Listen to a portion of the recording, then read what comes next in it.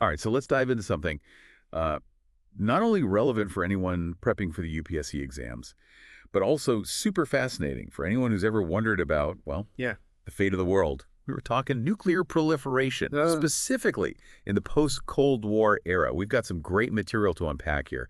Articles, research, the works. And with me is an expert who can really help us connect the dots. Ready to dive in? Hello. I know what you might be thinking, especially if you're in UPSC prep mode. Nuclear proliferation, isn't that a whole textbook worth of information? Sure. And you're not wrong. But that's why we're here, to extract the most important nuggets and make this topic stick in your brain. Let's start with something kind of counterintuitive. Right after the Cold War ended, there was this wave of, dare I say, optimism. Felt like maybe, just maybe, we could actually rein in these incredibly powerful, incredibly not dangerous weapons. Treaties like START I and II were signed. The U.S. and Russia were talking about reducing their arsenals. What happened to that hope? That's the million-dollar question, isn't it? The short answer is, things got complicated. That initial optimism bumped up against the reality of how power works on the global stage. Okay. Unpack that for us. What specifically went wrong? Well, first, even though there were some steps towards disarmament, the big players, the established nuclear powers, never fully let go of their arsenals. START III negotiations fizzled out, and the later SORT treaty was more symbolic than anything else. This sent a pretty clear message: we're not giving up our nukes. So it's a bit of a mixed message then, right? Disarm, but we're keeping ours. Not exactly a recipe for trust. Exactly. And as this was happening, other countries started facing new pressures. The old idea of the nuclear umbrella, superpowers protecting their allies with their own nukes, started looking less reliable. This was especially true in regions with existing tensions, like well, our own neighborhood. You're talking about India and Pakistan's nuclear tests in 1998. Yes. That was a huge turning point. It showed the world just how difficult containing proliferation would be. Remember, this was also a time when the U.S. was increasingly focused on what it called rogue states, and the axis of evil were raising concerns about who else might be trying to get their hands on these weapons. So on one hand, you have the existing nuclear powers holding on tight, and on the other, you have new players entering the game. Often driven by very real security concerns. It paints a pretty complex picture. It absolutely does. And what's even more fascinating is that not every country that could develop nuclear weapons actually does. Now, that's what I find interesting. Why is that? If it's all about power and security, wouldn't everyone want the biggest stick? You'd think so, wouldn't you? But the decision to go nuclear is far more nuanced than that. For some countries, like Australia or Germany, the costs, economic, political, diplomatic, simply outweigh the perceived benefits. They might face intense international pressure or worry about destabilizing their own region. And then there are cases like South Africa, Brazil, and Ukraine, countries that actually gave up their nuclear programs or weapons altogether. So it's a complex cost-benefit analysis. Yeah. And it seems like international pressure plays a big role. You know, this whole discussion really makes me think about those different theories of international relations we all studied. Realism, liberalism, and so on. It's not just theoretical, it's playing out right here. You're absolutely right. These theoretical frameworks can help us make sense of all this. From a realist perspective, for example, the balance of power is crucial, and nuclear weapons are a big part of that equation.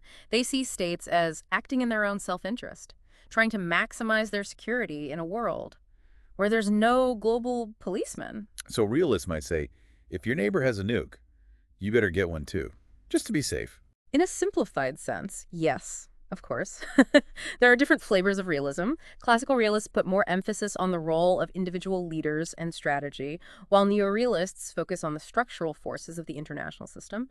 But both see power and how it's distributed as the driving force in international politics. And nuclear weapons are a huge part of that power dynamic, and that's where the liberal perspective comes in. With a different take, liberals. They tend to be more skeptical of this balance of power logic. Especially when it comes to nukes, they see it as a dangerous game that can easily spiral out of control. So they're not fans of the whole mutually assured destruction idea. Not exactly. They'd argue that constantly trying to outdo each other militarily just creates more insecurity and makes conflict more likely. Instead of focusing on military might, liberals advocate for things like arms control agreements, strong international institutions like the UN, and diplomacy as ways to build trust and reduce the risk of things, well, going nuclear. It's interesting how these theoretical perspectives really play out in the real world. It's like they're not just abstract ideas. They're shaping how countries behave. They absolutely are, and it's important to remember that. These aren't the only perspectives out there. For our listeners who are really digging deep for the UPSC, remember, the exam often wants you to think beyond the Western-centric view. You're talking about perspectives like social constructivism, Hmm. feminist theory, postcolonialism, all those different lenses we can use to understand global politics. Exactly.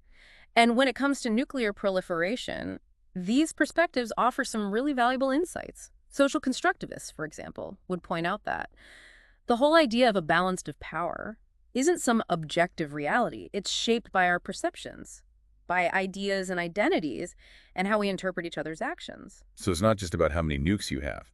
It's about what those nukes represent to other countries. Exactly. And feminist theory would bring in the whole issue of gendered power dynamics, challenging the traditional focus on military strength and state security. They'd argue that the way we talk about and approach security is often very masculine and can perpetuate conflict. And post-colonial scholars would point out that. The whole conversation about nuclear proliferation often ignores the experiences and concerns of countries in the global south. Right. They might ask, whose security are we really talking about? Who gets to decide what constitutes a threat? They remind us that the pursuit of nuclear weapons by some countries is often a direct response to the legacies of colonialism and the inequalities of the global system. It's all really insightful stuff. I'm already starting to see how these different perspectives can help make sense of what's going on in the world. And that's the key, isn't it? These frameworks aren't just for academics. They're tools for understanding complex situations and making informed decisions. Okay, so we've talked about why the post-Cold War optimism faded, the motivations for going nuclear or not, and the different ways of viewing this whole balance of power idea. But let's get real for a second. What does nuclear proliferation actually do? How does it change the game of international relations? Well, for one thing, it raises the stakes dramatically. The potential for mass destruction creates a powerful deterrent, but it also makes miscalculation and escalation terrifyingly dangerous. It's like playing poker with apocalyptic chips.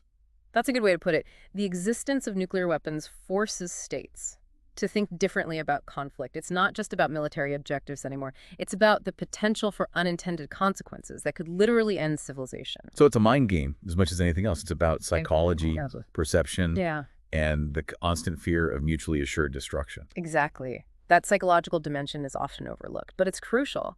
It's about convincing your adversary that using nukes would be suicidal, that the cost would far outweigh any possible benefit. Which is tricky, because one country's defensive posture might look pretty threatening to another. Absolutely. Perceptions matter, and those perceptions are shaped by history, ideology, domestic politics, all sorts of things. Misunderstandings can happen, especially in a crisis. Okay, so how do we navigate this insanely complex and dangerous landscape? Is there any way to manage nuclear proliferation and prevent it from leading to catastrophe? That's the question everyone's asking. Different perspectives offer different solutions. Realists, remember, they see the balance of power as the key, even if that balance includes nuclear weapons. So a realist would say, let's just make sure everyone has enough nukes to deter everyone else. Oversimplified.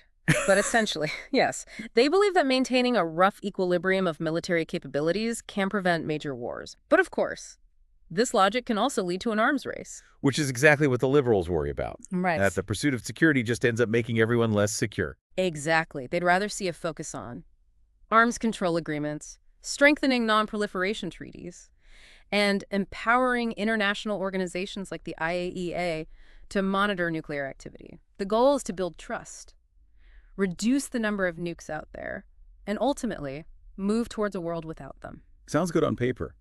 But can that really work in the messy reality of global politics? It's definitely challenging, but it's not impossible. We've seen some successes, like the Non-Proliferation Treaty, which has helped limit the spread of these weapons. And even during times of tension, there have been moments of cooperation and dialogue between nuclear-armed states. So it's not all doom and gloom. There's still hope. Absolutely. Humanity has tackled huge challenges before. The key is to stay informed, stay engaged, and keep working towards solutions. And that brings us back to you, our listeners. Yeah. Especially those of you gearing up for those UPSC exams. Indeed. We hope this deep dive into nuclear proliferation has given you some valuable insights and knowledge to tackle those tricky questions. Remember, the UPSC exam isn't just about memorizing facts. It's about showing that you can think critically, connect the dots, Ugh. and analyze complex situations. Exactly. It's about developing a sophisticated understanding of international relations, which is crucial not just for the exam, Right. but for understanding the world we live in. Okay, before we wrap things up, let's shift gears a bit and talk about India's role Hmm.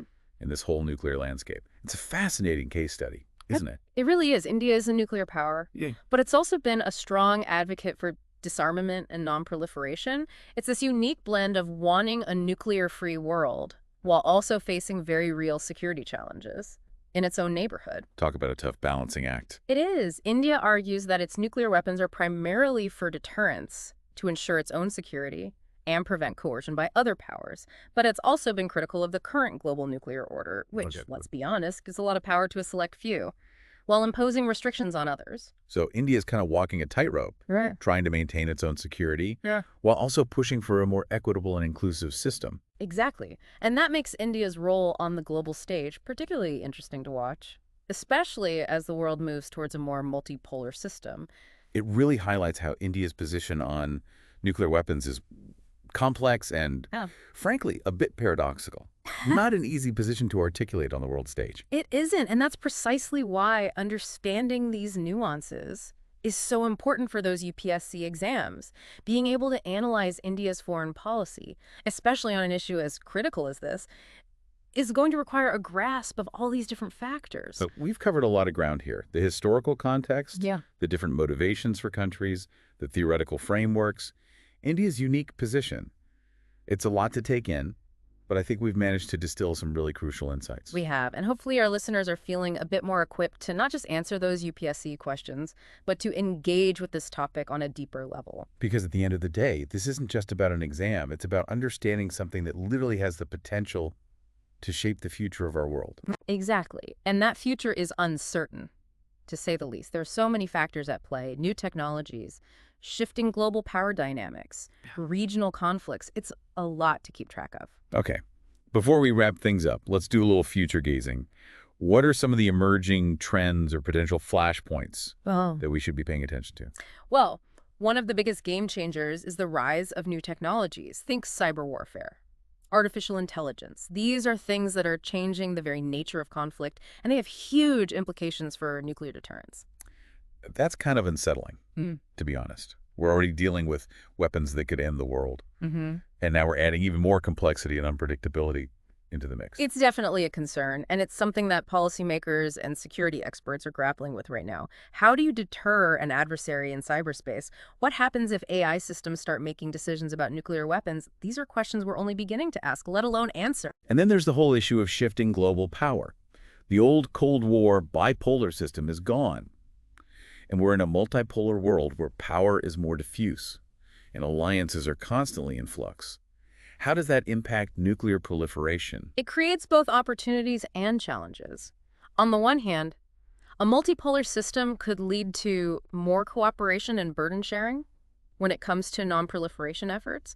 Instead of relying on a single superpower, we might see a more collective approach, with countries like India playing a more prominent role. So, a more collaborative effort to keep things under control. Potentially, yes. But on the flip side, multipolarity also increases the risk of miscalculation and escalation. As countries jostle for position and try to assert their influence, things could get out of hand very quickly. Especially in regions where you have simmering tensions and existing nuclear powers. Right. Think India, Pakistan, and the Middle East. Exactly. Those are the flashpoints to watch. The future of nuclear proliferation really hinges on the choices that countries make, the policies they pursue, and how they interact with each other on the world stage. It's a lot to think about. But it's important that we do think about it. Because this isn't just some abstract issue. It's something that affects all of us, no matter where we live or what we do. I couldn't agree more. The stakes are incredibly high. But so is the potential for positive change. Staying informed, staying engaged, and being part of the conversation. That's how we can help create a safer and more secure world. Well said. And on that note, a huge thank you to our expert for joining us today and sharing all these incredible insights. It's been my pleasure. Always a privilege to talk about these complex issues Yeah. with curious minds. And to all our listeners, Yeah. especially those of you on that UPSC journey, we hope this deep dive has given you some valuable knowledge and a fresh perspective on this critical topic. Remember, Understanding nuclear proliferation isn't just about acing an exam. It's about being an informed and engaged citizen of the world. Don't forget to like and subscribe to our channel for more deep dives into all sorts of fascinating topics. We'll be back soon with another episode. So until then, keep learning, keep questioning, and keep pushing for a better future.